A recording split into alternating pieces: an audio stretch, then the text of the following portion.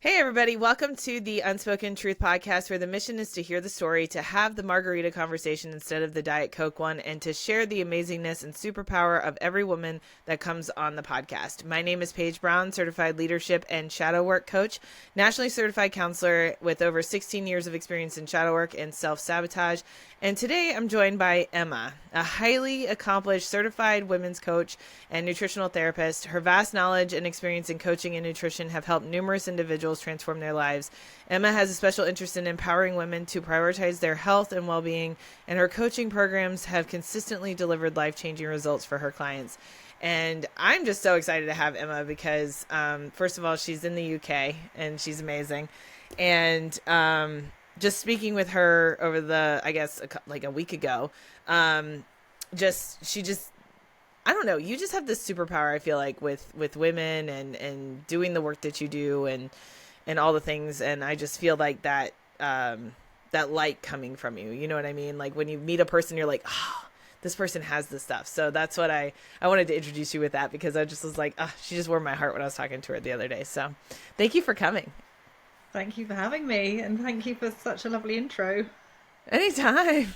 I just feel people so much and I just love it. Emma is like, I feel like you do so much. You do so much for your clients. You do so much. And I know you started, I think when we talked, you said you started in like the nutritional backgrounds and things, but tell us a little bit of how you got going and sort of what your passion looks like. Yeah, well, it's quite varied, really. I keep sort of swinging from, since 2020, I was really focusing on gut health. And that really started in lockdown, where I was supporting people online on a weekly live on Facebook. People would just come along and I was giving tips on nutrition to support immunity, to help relieve stress. And then I realized that I was bringing in those talks other skills that I'd learned over the years. So for like 13 years, I had a business selling organic skincare, which is essential oil based. And then I was realizing, well, I've got all these essential oils that you can use to create an atmosphere of calm. So if you like, if you've got a diffuser or a massage oil. So I was telling people different blends that they could use. And then I'd realized, well, it's not just this, is it? When people are in stress, then how can they support themselves to deal with stressful situations better? So then I was bringing in tips that I'd learned through doing emotional release work.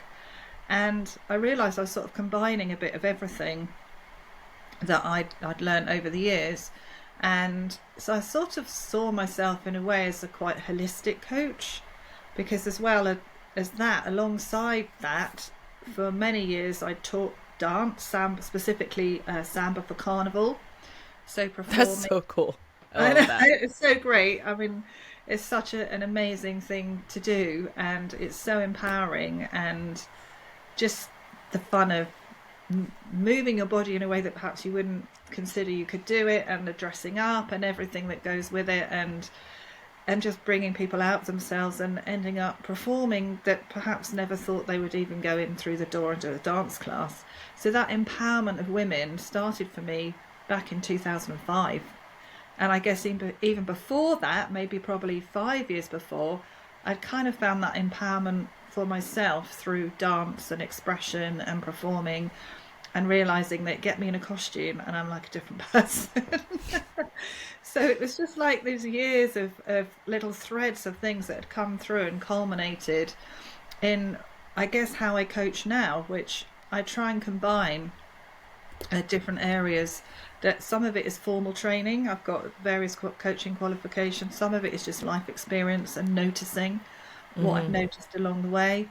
Um, so yeah, it's kind of got to the point now where going from sort of group and one-to-one coaching, I'm now teaming up with other people and running retreats, which was a kind of long-held dream, really. And then 2020 arrived and everything got kind of delayed. And Yeah. it's taken me a while to find the right people to work with, actually. I realised I didn't want to do it on my own.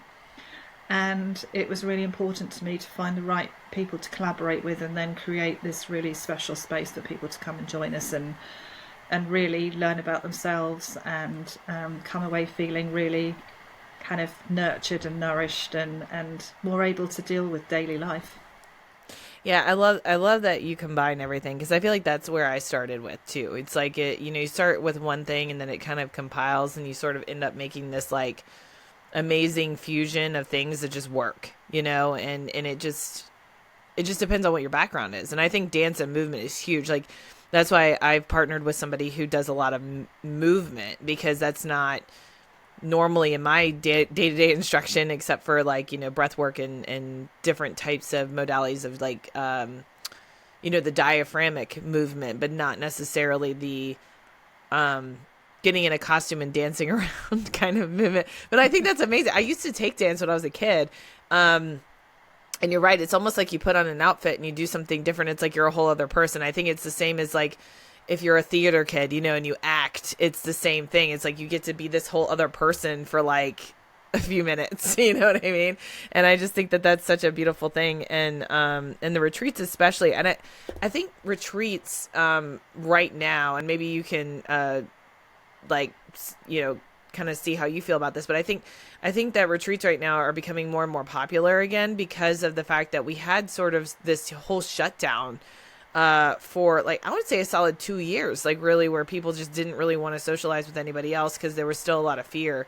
And there was a lot of worry and concern, about, contracting a virus or getting sick or traveling in general. So people just kind of stuck at home and just did the things on Zoom, like a Zoom retreat or a Zoom summit or a Zoom conference and things like that, which were great for for what you had at the time. But I think a lot of people are like, oh my gosh, I miss humans. Because there's this energy when you get around another human being physically, right? That just, the screen is never gonna give you. And it took me a while to do retreats as well, just to like launch into one. And I just did my own. But that's why I'm partnering with somebody, because I want to do it with somebody else. Cause I think it is so much more fun, again, because it's that energy connection that you have with like more than one person to be able to bring to the table. Cause you each come with something different. So I just think it's so neat. And you do them quite frequently, don't you? Well, I'm trying to do about 4 a year. Mm-hmm. Um, so I live in Cornwall in the UK, which is right down in the southwest, down in the tip. And then I have a really good friend that I've known for about 15 years just across the border in Devon on Dartmoor. So I've got the best of both worlds here. I've got the beaches and the cliffs and the incredible subtropical climate that Cornwall offers, and then the wilderness of, of Dartmoor.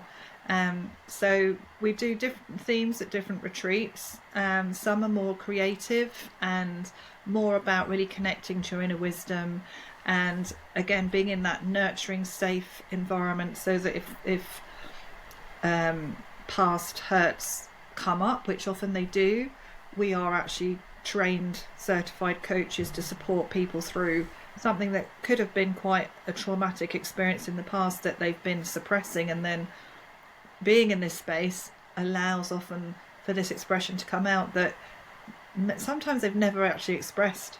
So it can be incredibly powerful and quite emotional for people. So just knowing that there's more than one person there to kind of hold the space for me is really important, because sometimes someone does need some one-to-one time, and if I'm there on my own, I can't be there for everybody, giving No. them what I want to be able to. In Devon is very specific. The retreat I'm doing there is 4 nights, and I'm working with a hypnotherapist, so a solution focused hypnotherapist. And this is the second time we've run it. We've already got people booking in for November this year, Oh, wow. about moving on with loss and grief. And that's very personal for me, because I've had a lot of loss in the last 5 years of very close friends, which was quite shocking. And I've had to use all my skills to support myself through that process. And I realised that actually it's something that I could take and really support other people. So when Sally and I got together to do the first one last November, it was a little bit of a leap of faith, but we were absolutely blown away. We had 9 people for the 4 nights, and it was just incredible. And we were sort of a little bit anxious initially, because we thought it could be quite a heavy subject and it could be a lot of almost sort of dramatic, but it wasn't. It was almost like in that process of people being allowed to express themselves, the laughter came out, the joy, the side that sometimes people perhaps feel guilty about feeling, especially if it's a recent loss and they're still quite overwhelmed by all the emotions. But just that connection with the women, because they are women only retreats, it was absolutely amazing. And by the end of it, we were just like, oh my goodness, I just want to create that again, because to be able to feel that we help people, but actually you kind of help yourself as well, because you learn so much by being in those environments with other people and just allowing them the space, was really special. So I'm so pleased we're doing it again this year, and that people are already booking in. That's And some amazing. Yeah. people are returning. So some people have had subsequent loss, that so it's been a double whammy for them. That, you know, not only have they were dealing with it, some, you know, a parent's died or whatever since, and they feel like it's the right place for them to come and feel nurtured and supported during this difficult time. So yeah, it's quite different to what I expected to be doing, in all honesty, with my sort of more arts and creative background. But actually we bring that into the retreat anyway, because I found by using movement, by doing something creative, it's an amazing way of just connecting to inner thoughts and letting go, and sometimes not overthinking, because you're Mm-hmm. concentrating on, maybe it's just picking out colours for something that you want to put on a page, or you know, you're out in nature and you're just looking at the detail rather than just blinkered, I'm on a mission to get from A to B. Just taking those moments to really connect with nature was very powerful as well. So yeah, we're really fortunate to live in such a beautiful part of the world as well, that we can use that as part of the experience. Oh yeah. I mean, especially because I mean, I think, well, I'm on the East Coast of the States, but it's like, if somebody's from there, it would only take, you know, it's not too long of a flight to travel to do something like that. And to go to a whole new part of the world to just like release all that would be such a, I don't know, a different experience. And I think a lot of people need that when they're going through such like heavy emotions like grief and stuff like that, is to create that like different space. Like, you know, not, you know, we talk about that all the time when you are grieving. You know, I think it's a very common conversation to, you know, get out of your house, you know, change your scenery, do the things you need to do. But it's like, oh man, I'm going to go to England and I'm gonna get rid of this stuff. I mean, that would be amazing, right? Like just to be like, whoo. I mean, you hear people doing that all the time. You know, when they do experience a huge loss, like they move, they'll even relocate to a whole other country because of it.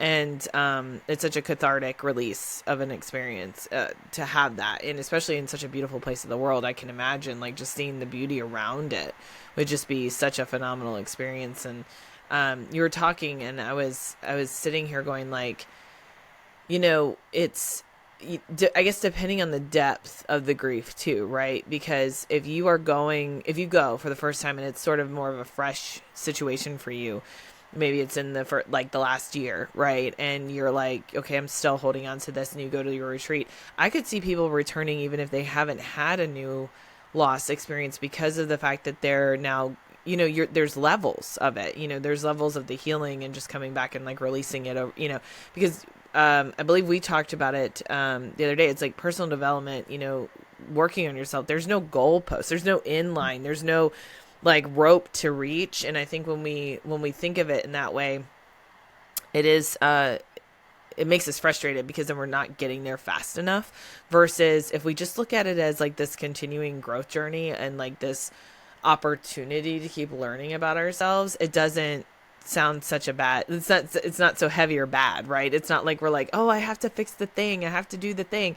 And it's like, no, we just have to be here, and we just have to be present for it, and just to accept what's happening, you know, like just be there for the experience and the ride, and just to absorb it and to process it and to find the ways to learn. And in my favorite quote ever from one of my favorite TV shows is Ted Lasso, and it's always like, meet with, curiosity, never judgment, right? So it's like, if you're just experiencing all these things and asking yourself those questions and being completely honest with yourself, that's what the most important pieces of this journey are. And that's why, like, you know, people like you who create these amazing retreat experiences, it's like, if you're listening and you're like, you are going through something heavy, know that like the retreat itself is like, if you're, I think there's a lot of shame and guilt that comes from a loss, a big loss. And I say the shame because of, am I grieving properly? Am I doing the thing? And it's like, this is an opportunity for you to like release all that and be around people that are going through the same experience. Yeah. And just to like just be, which is amazing. And that's why I think the arts background is perfect for that, because whenever I think of the dance movements that I don't know if you've ever seen this movie, but it was The Proposal with it had Betty White in it and Sandra Bullock, and they're dancing in the woods. And she's like just releasing all the stuff, and like Sandra Bullock's character is like the stuck up, very like sticky, and she's just like laughing, like that's what I kind of think of, because, and not in a like that comical of a way, because I think there's very intentional movement when it comes to like background dancing and just that movement, like the carnival type style of it. There's so much more intention with it, but it's like that's what I feel like people feel like at the first time, like when they're trying to just let loose, they're just like, what's happening, like why am I doing it? And then the more you just let it happen, it's like this whole big release comes out. And I just think it's such a cool experience. So because that's how I am. I don't like to dance like randomly with people and then as soon as I get going, it's like, oh, this is like the best thing ever. Then we have the most fun ever. So It's oh my interesting gosh. you said that, because the at the last retreat where I was introducing the movement workshop, which is a kind of embodiment experience as well. So it's connecting to emotion, seeing how that feels in your body, moving how you might want to move within that, and then releasing it and moving on. And then I introduce 5 supportive archetypes that are here to support us. So I teach everyone what they are, how they work, how that feels when you connect with them, and how they can support us in daily life. So it's quite a couple of hours workshop, and I would say 9 out of 10 of the people attending, the fear on their face of what is she going to make us do, and the excuses they were trying to find to not join in. And of course it's all voluntary, but there was a kind of expectation that people would do this because it's quite a big part of being there. And by the end of it, the smiles on the way people were moving, the freedom in their body, they were literally like little free-spirited, as you would have an 8-year-old prancing around the space that we had. And I get very emotional at the end because I can feel their anxiety at the beginning. I can see the stiffness in the body and worrying about, I say, I make it really clear, it's not dance moves. I might say I want you to dance or move in a particular way, but it's not steps. No one's judging, no one's looking at you. In fact, really, everyone's just so engrossed in their own experience. But I can see at the beginning that trepidation. And then by the end, because I tell a story as well, so I take people on a journey, and I found doing that, it helps people connect to the different emotions more easily, because they might not in that moment particularly be feeling sad or guilty, but if they can identify with the character in the story, then it just helps to empathize and feel what that might feel like for them. And so we go through this whole journey. So for some it's a real emotional roller coaster. And the music I pick is very evocative and meant to kind of really reinforce that emotion or the archetype that I want to show them. So yeah, just amazing, the power really of, I would say, storytelling, music, movement, and like you say, be open. Don't have any preconceptions of what will or will not happen. It's just, there's very few occasions, I think, where people fully give their trust to a situation, go, okay, whatever happens will happen, and I'm open to it. And that's what I want to create in the spaces that we are sharing, is that absolute feeling of safety and trust to explore.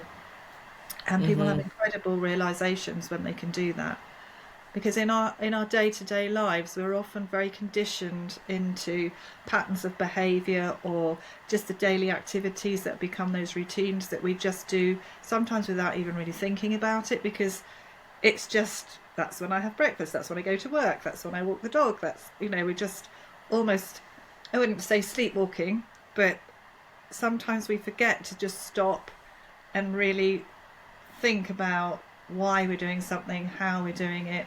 Is it even what we really want? Um, Yeah. because there can be a lot of family pressure or societal pressures to behave in a certain way. And it's like you were saying, sometimes even with grief, can we even show it, or we don't even know how to show it because often people won't talk about it, or Mm-hmm. it feels inappropriate.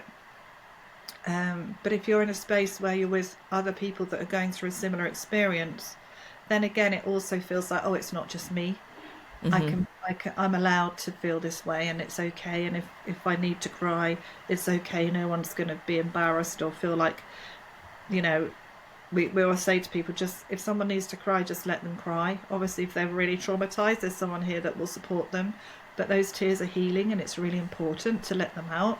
And it might be their home life, they've not been allowed to do that because they're the main carer. They have to make sure everyone Mm-hmm. else is okay first. So these time out for retreats, and I really want mine to be transformational, are really important. I think maybe more than ever, especially where we've got, because I do work primarily with women, where we've got mothers that were older mothers that not only might still have young children, but maybe they've got parents they're looking for now. They're working because nearly all women are working. You know, it's a lot of juggle. And if you've got a partner, you know, keeping a partner happy, running a home, that feels a lot to navigate and keep all the balls in the air. Sometimes we just need time out. Yeah, I agree with that. And like I was just thinking when you were talking is that you know, it's the release of emotions, I think, in just everyday life, right? I was in a conversation yesterday with my group because I have the women's group for Shift Happens, and we did our first call yesterday, and it was great. It was a great conversation, and you know, what sparked the conversation was I was actually listening to Mel Robbins, one of her speeches, and it was about how nobody's taught us how to be emotionally intelligent. Like nobody teaches you. You kind of have to commit to that work on your own. And you know, it was funny because for me, I think I did excuse me, I committed to that work on my own without realizing that that's the work I was doing. Like, you know, until later, right? Then I was like, oh, I've been doing this forever. But I always kind of felt out of pocket because I wanted to express my emotions and to understand them, where a lot, like the majority of people tend to go like, oh, I feel this way, but they don't want to actually understand why. And they don't want to actually go deeper into it. And that's why, like, when I work with, you know, because I work with primarily women as well. And I really am like, you have to come here. Like, you have to come in the body first. It's not about, and that's why the movement piece is such a huge key thing, because it does get you in your body because you're moving your limbs and your arms and your legs, and it's a freeing moment. But I tell them, I'm like, you can even do that just by moving the thought. Like, you don't stay up in your brain and you don't stay in the overthinking spot. You go like, well, what do I feel? And to actually ask that question and get these looks when I was growing up was so funny, right? Because I was like, what do you mean, like, nobody does this? Like, why is this a thing? And so I was talking to them yesterday, and I was like, but why, like, what is your block? Like, what do you feel? And we were talking about this as like the societal pressures, right? Like the society of, you know, men for, you know, years, like going back to creation, right? Is like, oh, men don't have the emotion because they're the provider and that's been the stereotype, right? And then women are the overly emotional ones. That's also the stereotype. And I'm sitting here going, we've been, I think as a society, we've all been taught to not express our emotions on both genders. But for the men, it's because, oh, I stand up for my family and I'm the provider and I bring the food and I do the things, right? And then, but for the woman, it's almost like you're shamed. And I said this, you're shamed into not expressing it because you're too emotional. You're too, especially when we decided, you know, in the, you know, what, 70s, 80s, that we're like, we want to work. We want to go into the workplace. And now it's like, now it's really not okay. Like, you cannot have the emotion because that's not the place, because the man's place was always at the work, and they created the standard. And if you're not expressing those emotions, especially like with grief or other things, but that's like a big one to just even focus on, because you know, probably most people have experienced loss, or at least a close loss in their life by the time they hit 40, 50 years old. If you haven't, then you're very fortunate, but most people have. And to have that impact and that big emotion, and then to just push it down. And this is a good example because most people can relate to it, to push it down and not let that come out. I mean, that's huge. And I mean, I completely understand this though, because the society, you don't want to make anybody feel uncomfortable by talking about your loss, right? Like you feel like you're going to make somebody feel uncomfortable because it is a heavier topic. It's not just like, oh, my kid didn't want to do his homework today and he pissed me off. Like, it's not that. It's more like, but you feel like, well, I lost my mom or my dad or, my grandmother who was like my mom, like whatever, those close familiar relationships. That's heavy. And it also puts the other person in a position to, like, if they still have their parents, I mean, that's a heavy emotion for them to think about, or maybe they've lost somebody and to go back there, like they don't want to go back there. And it's about really lifting each other up and saying, like, even not in a retreat space, going like, it's okay if you have to be upset right now because I get it. Right. Like, or having that understanding of like, even if you've never lost somebody that somebody else has, that you can say, it's okay. Like, this is normal. You need to cry and it's fine. Even a year later. And I think that's what ends up, I lost my mom, February of 24. So it's been just over a year for me. And so I think it's easy to cry and to get upset when it just happens because everybody understands it. It's like, oh, it just happened. Of course you're upset. Yeah. But to have like the year anniversary pass and then still be upset, people, if you haven't lost somebody that close, they don't get it. They're like, why are you still having problems? Why is, there's a lot of questions. And most of the time they're asking because it's curiosity, or like legit curiosity, like why? I don't understand. Like why, explain it to me. But you don't want to explain it. you just want to feel the thing and then move on. You're like, I don't want to digress about the rationale of why I'm upset because there's no rationale. It's just the way it is. Like you're feeling the feelings because it's coming up for you. And I still get it. Like I'll be driving home and like I would almost, from dropping off my kid at school, and I almost always would call my mom on the way home, and it still sometimes hits me in a weird spot, like, so I think grief is like, if somebody's listening to this and is like, it's, you can't measure it. It's not rational. You can't put it in a box. So. And there's no time limit. There's no formula to say by this time you'll feel better or you'll stop feeling like this, because you sort of don't. I think it in some ways things fade over time, but also we just learn better ways of dealing with the times where we're triggered, because basically something triggers us. My dog died, and then I started crying because I was peeling carrots, realizing I wouldn't be able to give him the carrot peelings anymore. It can be the silliest thing that will set you off, but actually it's because in that moment it meant a lot to you, and it's reminding you of the love you had in that relationship. And it's important, I think where there's a lot of love, it can take longer, and that's okay, and some people will take a long time. I think where I found with the retreats was where some people felt that it had been a long time ago since they'd had, and it's not always around a person. It could be a career or just some big something happened that traumatized them that feels like a loss. So not necessarily a death of a person, but sometimes they can get stuck in a stage. And that's where the coaching can be so helpful, because we can really kind of dig a little bit deeper of what is it that's keeping you there. Because sometimes it can become really uncomfortable for people, and they realise that they're in this life now and it's as if they're not fully living it. Oh, yeah. But they are here now, alive, and there's so much to offer us in this life.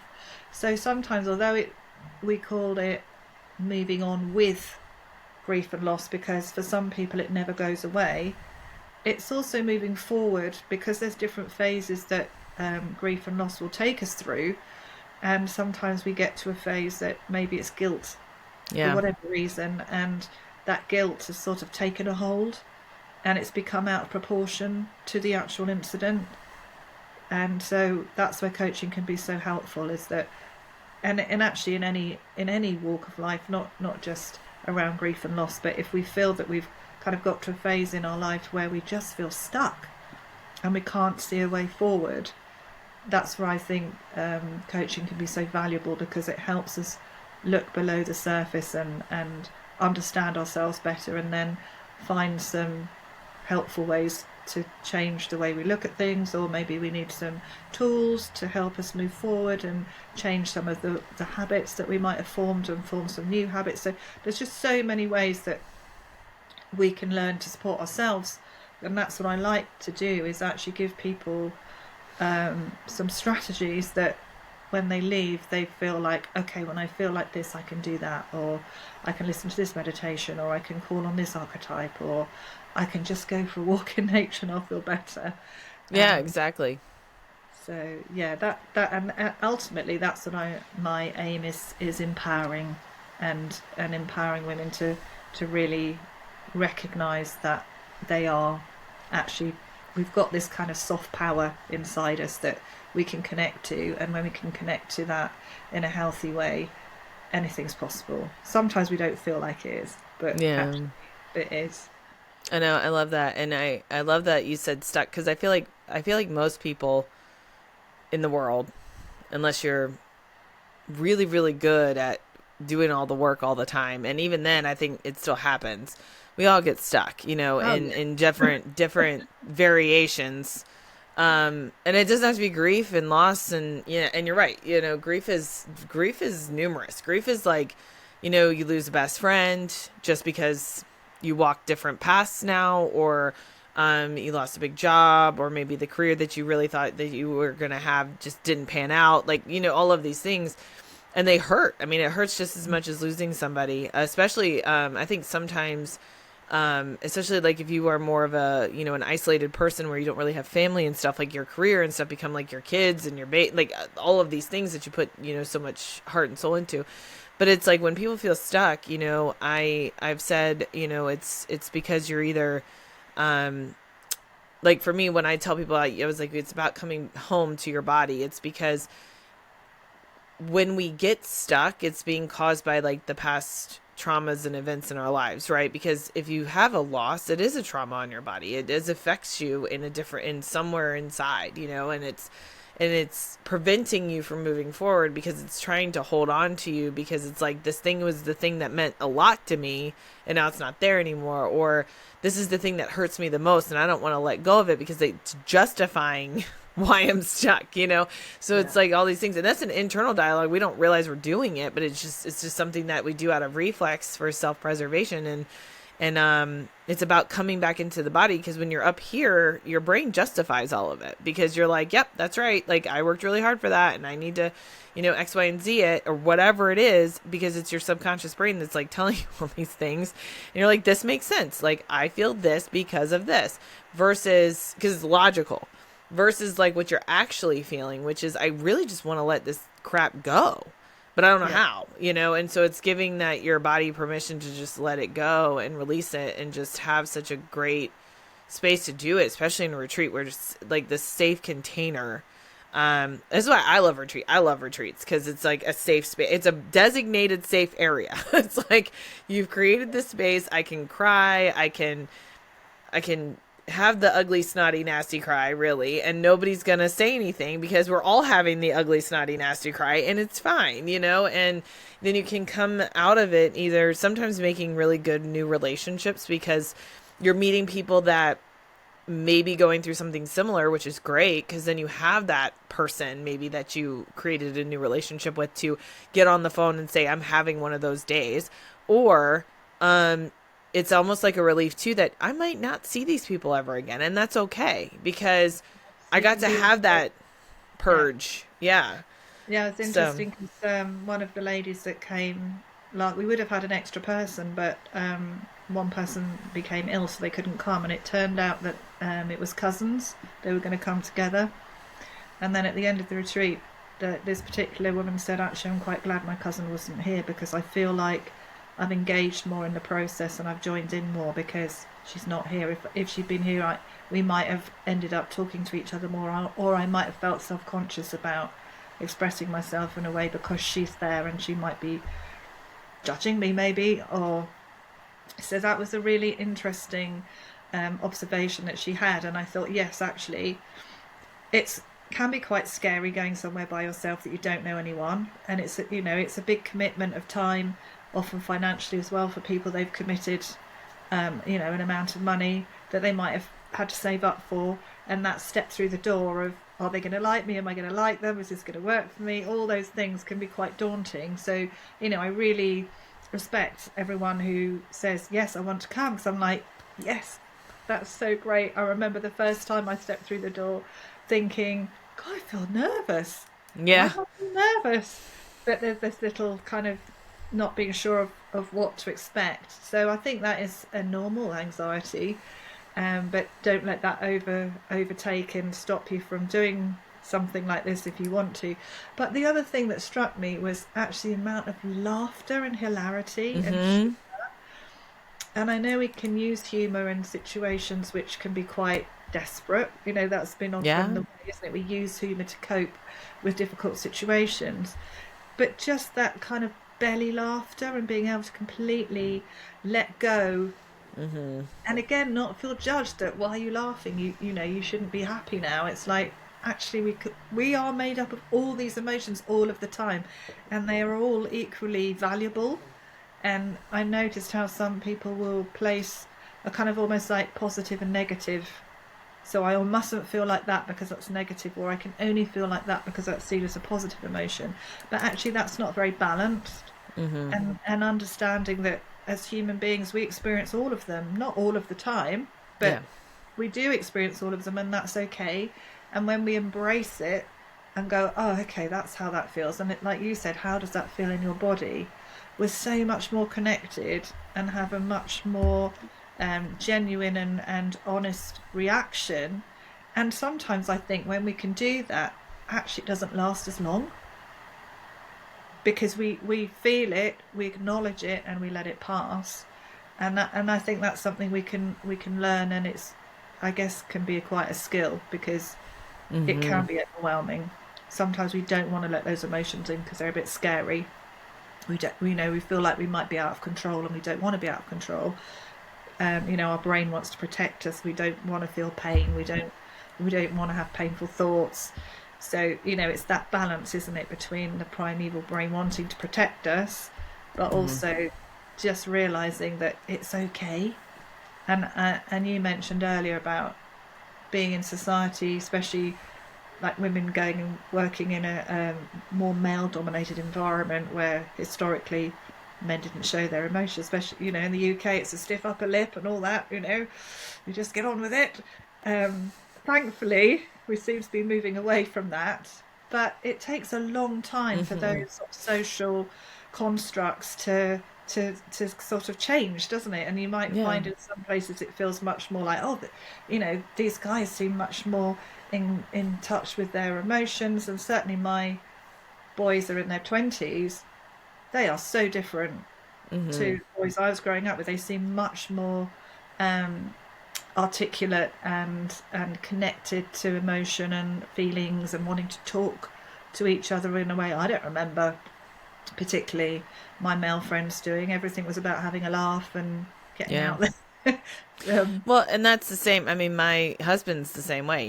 He's 43, and he, my generation, my parents' generation, I think ours might be the last of those more like stiff, like I would say anybody in their mid 30s and up, right? Like that's that last wave of it, I think. And then I think it started to kind of break, which I'm grateful for, because I feel like that's important.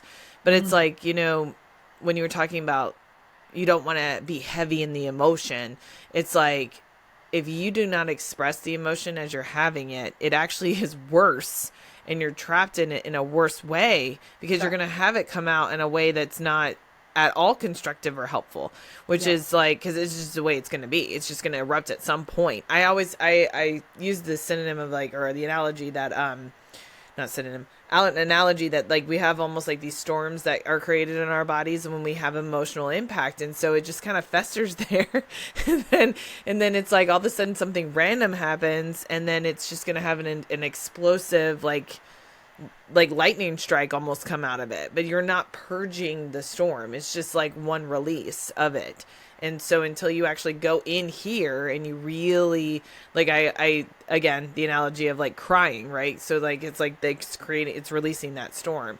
And I think, you know, when I'm angry or sad or upset, I cry for a lot of emotions. It's not, or when I'm scared, like, because it just comes out like when you're actually feeling it, you know, versus, I think, and I even cry when I'm happy sometimes. I mean, people just cry when they're happy, you know, and I think it's because the tears are really that release of that full release. And, people don't like to cry in public. People don't like to, and I mean, I was one of those people. Like I'm really, and I still struggle with it sometimes. Like I don't want to cry in public, but at the same time, I've realized by being a leader and coaching women, if I cry first, it gives her permission to do that, right? So I just kind of started looking at it like as in, if I'm sitting here watching somebody and I'm scared to show my emotion, but she's up here showing her emotion, then it's giving me permission, right? And it's sort of like that. That's how I got past it, because I was like, I want to do this. I want to help women purge, because I could purge it in private, no problem. But like when I was like up in front of somebody on a retreat, I had to like go like, no, I'm going to purge it here, because it gives them permission to do the same thing when we're sitting in the same room with the same amount of people.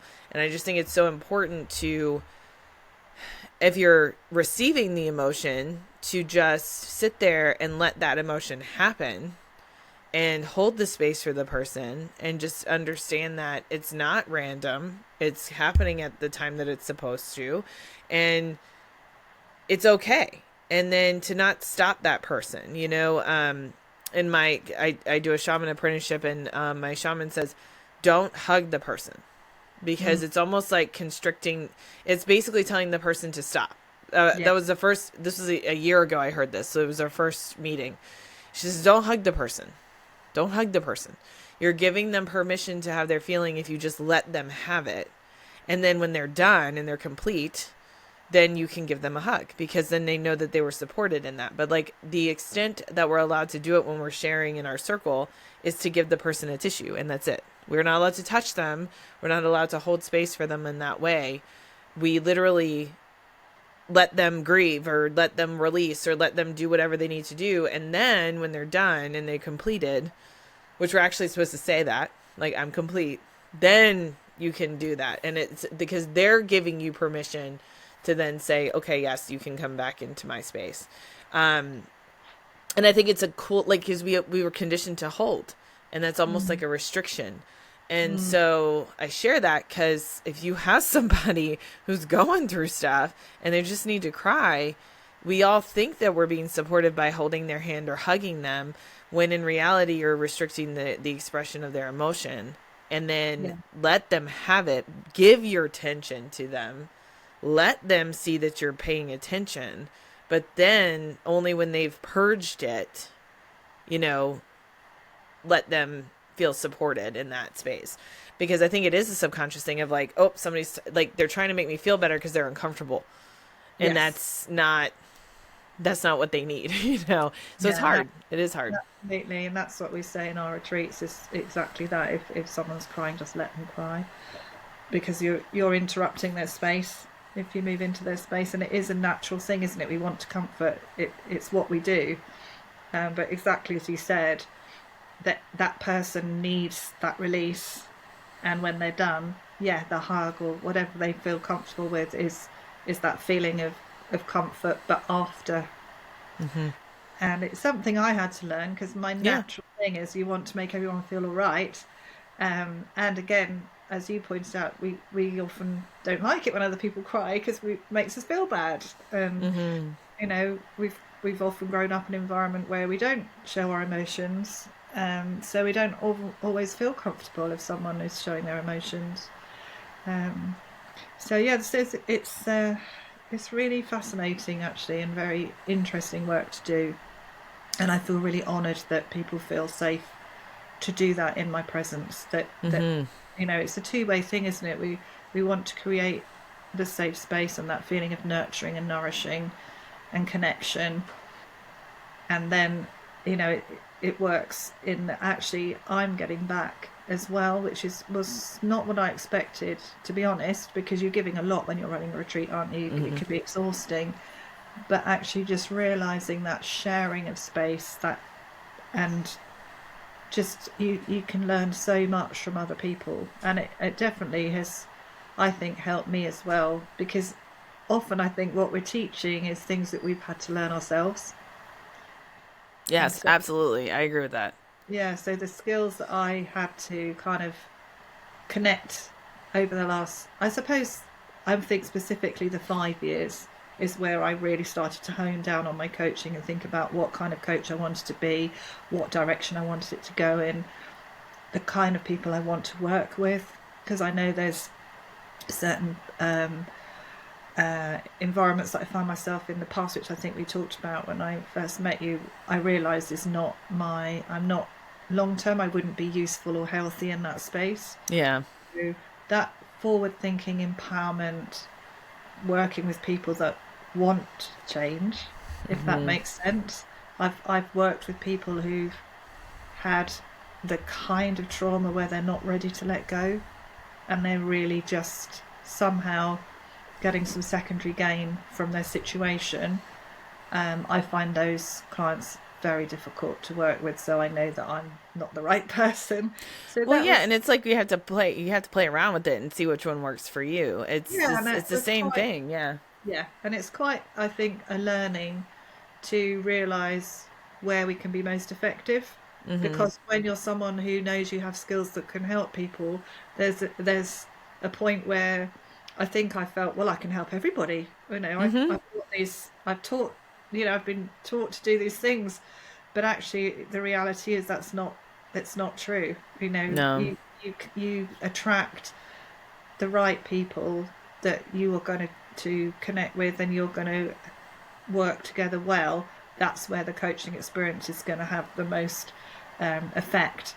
It's not feeling like, well, I can help everybody, because we just can't, and not everybody actually wants to be helped. Well, no, and it really just drains your own bucket, and I've learned that too. I think in the last 3 years is when I started to really hone in on mine, and I've been coaching for 6, but for the first 3 years, it was like, oh my gosh, and being a counselor too, I didn't get to filter, right? So I was used to not filtering, and sort of being uncomfortable in that space. And then I did that for like the first 3 years, and I was like, this is not what I want to do. Like, this is like, what did I do? And I did hone it down after the first 6 months, because I was taking like way too many options, and so I did cut it down after the first 6 months. But then I waited like 2.5 years, and so I was almost like in a burnout space. And then it was the last 3 really that I really was honing in on, really dialing in on working with women and how I wanted to work with them.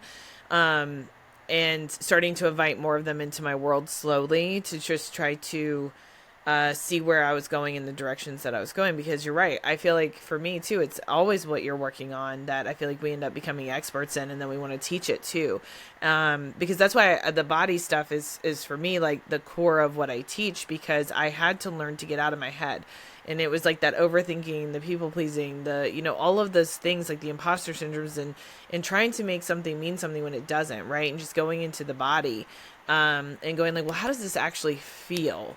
And one of my coaches actually this morning, she texted me. She's like, "Stop it! You're in the wrong spot," because I was trying to ask questions, and she's like, why do you have to know? Like, what are you doing? Like, why are you trying to make it mean something?" I was like, oh my gosh! Like, I literally just went right back into it, because I was asking questions about it, and that's why I say like the work is always an eternal journey, right? And so, but literally it took her 2 seconds for me to be like, oh, I'm in the wrong spot. And then so now it's more like, oh, I can recognize it faster and go back to where I was, which is the goal, But it's like, it's for me, it's that really amazing spot that you can get somebody into understanding where they're at in their body, so that they can understand that all of the external stuff around them, all the things happening to them, actually doesn't matter. And it's not about the fact that you don't care, and it's not about the fact that you don't have emotions around that, but it's that you're trying to make it matter in your life as it is now for every decision that you make. And that's not really where you want to be. And that's where I was for a really long time, was I was trying to make it make sense. I was trying to make people make sense to me that didn't understand where I was coming from, right? And so having that understanding, that's why I built that group for women that I did, because it was like, oh, I want them to see that, like, they're not alone in the fact that they spin or get up in the middle of the night, or, you know, their brain just won't turn off, or, you know, they're obsessed over the fact that, like, their business partner just left them, or, you know, all of these things, because it's like people affect people, and that is the norm, but you don't have to carry that weight forever, and you can release that and just let them, like the Mel Robbins, let them do that. But then also come to you in the secure space, so that when you do let them go and you can release them, that you don't feel like you're free falling, that you feel like you've got yourself. And that's really where all of that works. And I love your work, because it's to me, when I'm listening to you talk about, like, at least the grief process and the retreat that you do in that specific space, it's like, that's what you're like telling them, like, you've got yourself, you know, you don't have to live in this spinning emotion anymore, and you don't have to, if you need to process it, it's safe to do so, and you don't have to justify anything that you're doing or feeling, because you've got you know, and it's okay if somebody sitting next to you doesn't understand it, right? And so that's where, like, that core principle comes into play. Yeah. It's like, you've got yourself. Yeah, and the other thing that I'm really keen to do with people is really get them to think about the balance. So often we just focus on one thing to the detriment of, you know, it might be, well, I need to eat better. Yeah. And this is where She's Got Guts came in, is that out of the coaching that I was doing online through lockdown, just as a kind of, what can I do to support people once a week, I was talking about, you know, gut health and how to support yourself through nutrition. But actually, it's all very well eating well, but if your head is off in some spin, you know, you're still really stressed, Yeah. then what you eat is still not going to do the thing you want it to do, you know. So trying to get that balance between the connections with the brain and the gut, and the brain and the body, and the gut and the body, kind of getting all those areas in balance can be quite a thing. But actually, when we kind of do think, you know, more mindful about what we're eating, thinking about what we're thinking, how we're talking to ourselves, our thoughts, and then even down to, you know, what we're using on our bodies. So, you know, is our house full of toxic products? Are we using toxic skincare? You know, all these things for me count towards our overall well-being and how we can be more effective in daily life. Because not only are we really nurturing and looking after ourselves, in some cases it may be that actually that has an ongoing effect, that we're also helping the planet, but it's all about this thing of balance again. And so the even if people are coming to a retreat and they're coming because the theme is moving with grief and loss, but actually within that we're talking about nourishing yourself, because when you're well nourished, you cope better with daily, you know, the stresses of daily life. You'll cope better with the grief.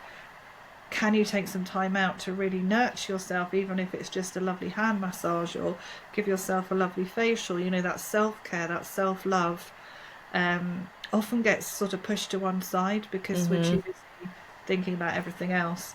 And when we understand that connection between mental health and gut health, you know, it makes sense how some people seem to do really, really well and others are struggling because they're out of balance. So that's where I realised that I was bringing in all these different modalities that I trained in over the years. And actually, right back in my 20s, I got very ill travelling, and I had to come back from Australia to the UK. And at that time, the doctors just wanted to give me antibiotics and antidepressants and all this medication. They didn't really know what was going on. And I was like, no, I don't want any of that. I'm going to do it through diet and acupuncture. And I did. And it was phenomenal.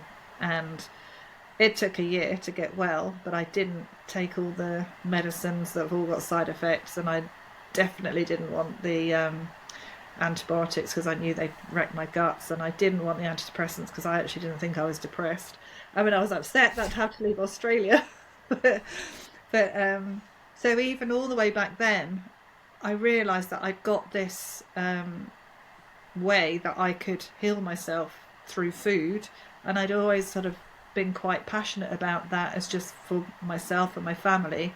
It was much, much later that I then finally went and did the qualification so I could fully, understand nutrition in a way that I can say, I'm a nutritional therapist, not that it's just through my own exploration. Yeah. And how could I bring that in? And then the gut health just became more and more interesting to me because, 30 years before, I'd had that from my own experience. But, in the 90s, that was seen as a bit woo-woo. Oh, yeah. I mean, now everyone's talking about probiotics and eating kimchi and, Yeah. I mean, and it's really taken off the last few years. I feel like it was like... I started noticing it in everyday conversation probably like 5 or 6 years ago, where all of a sudden it was just like everywhere. I was like, oh my gosh. I mean, we started off with it where we were like, oh, sure, everybody's allergic to gluten. And everybody was like kind of making fun of it. And that was like 10 years ago. And now all of a sudden everybody's like, I don't want to eat gluten because I know it's bad for me. And we're like, oh, okay. Like now it's normal. You go into a restaurant, you can actually get gluten-free stuff everywhere. Like it's not a problem. And it's, that's just a broad example. But I think, yeah, I mean, it's, what came to my mind is, there's an energetic body that you have, and then there's a physical body that you have, and it's really about balancing the two. And that's why, like, with my retreats, I was like, I need to have somebody who has the physical piece in play, because I do the energetic piece, and it's about that balance between the two. And when I started coaching, I actually got into, I was trying to do some supplements with it as well because of the gut health situation.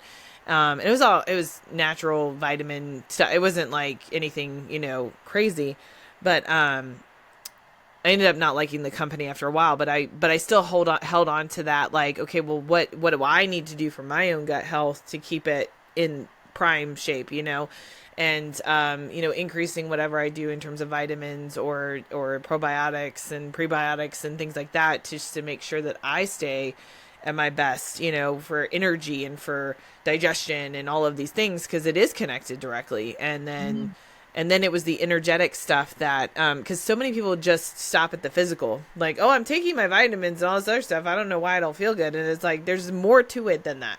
Yes, exactly. Or more to the stuff you're putting in your mouth and the exercising, right? It's really about that energetic balance. And so many people just kind of push that to the side of like, oh, that's inconsequential. But it's really, I wish people would say, like, when you start a workout program, it's also mandatory for you to meditate. Like, you have to like have both of them, because it really is. It's so huge. And I used to be that poo-pooer and the naysayer of meditation. And now I do it all the freaking time, because it's like, I know when I've worked out, like I worked out yesterday and I was having kind of a funky day, and I worked out yesterday, and then I had a kind of crazy morning because we still hadn't done our taxes. We were running around, and it got to be about 1:00 in the afternoon. I was like, why am I in such a funk? And I hadn't meditated yet. I was like, oh, like, and it's like, it's so apparent, and I didn't even realize it. And so then I sat down and I was like, oh, let me just do this. And it doesn't take, it's 15 minutes. It's 15 minutes a day. It can do a huge shift for you. And it's just absolutely astonishing. That's why I feel like I'm like, do your gut health, do your exercises, watch what you're putting in your body, watch what you're working out with. But then whoever's a physical fitness expert needs to prescribe meditation, like, or some kind of form of energetic work, right? Like, it doesn't have to be meditation necessarily, but something that's energetic, because it is not just about moving your body and eating correctly. There's so many other things that go into play of it, and it's absolutely phenomenal. I have loved like having this conversation with you. I love like the depth of your knowledge, because you have so many different pieces of it. And I've loved, the grief work alone. I mean, I know that's impactful and powerful. And then the nutrition parts, and then the dance and movement. And I love that you do dance, and it's not just like, I'm going to run. it's like dance. No offense to any runners out there, but like, so many people can't do some of the physicality, of like deep physical work. And so like doing a dance, even as simple as like moving arms, even if you're sitting down in a chair, like you can get that feeling of like expression. And I think that's such a cool thing that you do. And And it's really important that you said that, because well, one of the reasons that I stopped dancing samba doing carnivals, which are like hours and hours long. So I wouldn't run a marathon, but the time that we dance is probably the same as doing a marathon. But I've basically damaged my hip, just years of overuse, yeah. and it doesn't want to do those things that I used to do. And so for a while, I just gave up everything because I was in so much pain. And then I realized, oh, but I don't feel right. I actually don't feel well. And I was like, why don't I feel well? It's because I'm not dancing, because I'm not Hmm. moving. So I really needed to find a way to still move, that wasn't going to irritate my annoying hip, but was going to make the rest of my body feel happy. And it's a great stress release for me.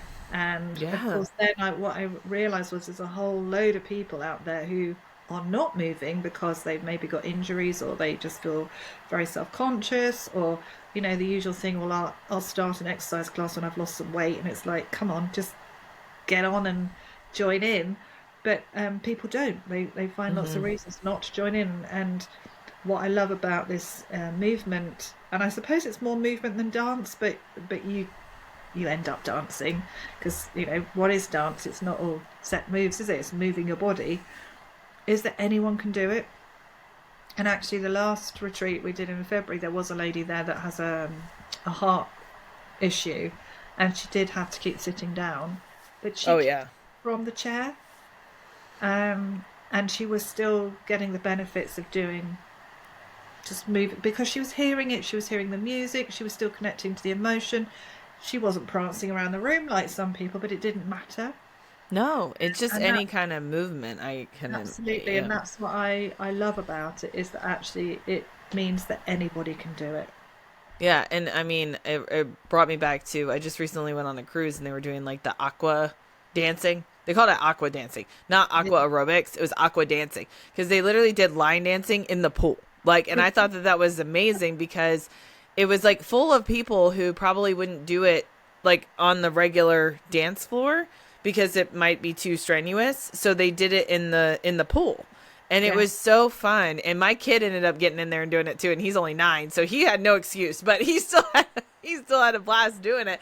And it was just great for them to do it. And I think dancing is such a release of, it increases your endorphins. It just makes you happy, and it's such a huge thing. And um, in my retreat, it was not planned, but in my retreat at night, we ended up dancing in the kitchen every single night. Like all of us danced in the kitchen.